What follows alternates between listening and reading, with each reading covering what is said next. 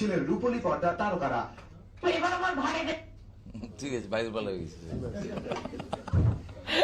তাহলে আমি আজকে যে প্রশ্নটা বিধানসভায় অর্থ দপ্তরের রাষ্ট্রমন্ত্রীকে করেছিলাম, যে 17 লক্ষ অ্যাপ্লিকেশন যারা 2013 সালে করেছিলেন তাদের অবস্থাটা কি, এমপ্লয়মেন্ট ব্যাংকের অবস্থাটা কি, 15-16 অর্থবর্ষের পরে এই যুবশ্রীতে বরাদ্দ বন্ধ হয়ে গেল কেন? 17 লক্ষ অ্যাপ্লিকেশন কি কেজি দরে বিক্রি করে দেওয়া হলো,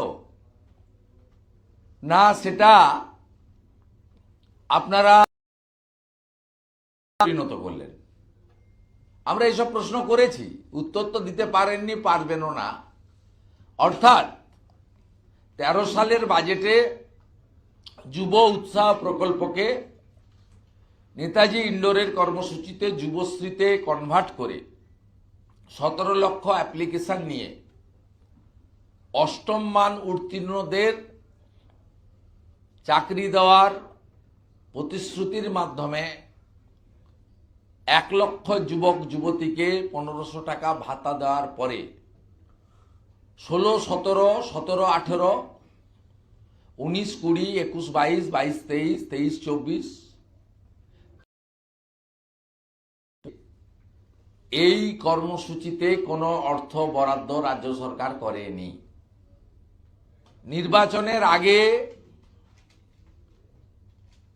আজকে এই যে প্রতিশ্রুতি দেওয়া হয়েছে এটা কার্যকর করার ক্ষমতা প্রথমত এই সরকারের নেই, দ্বিতীয়ত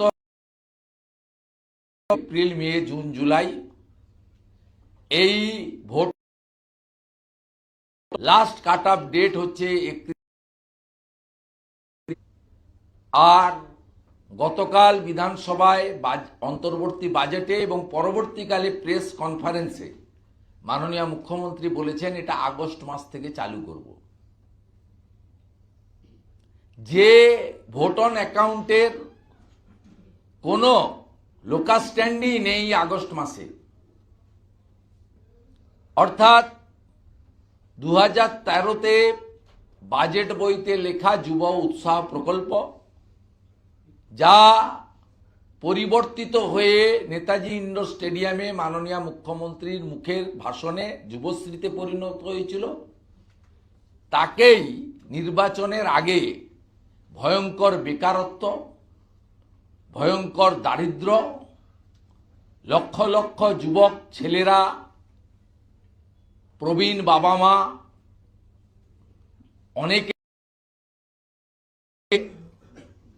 পেটে অন্য রাজ্যে পাড়ি জমানো,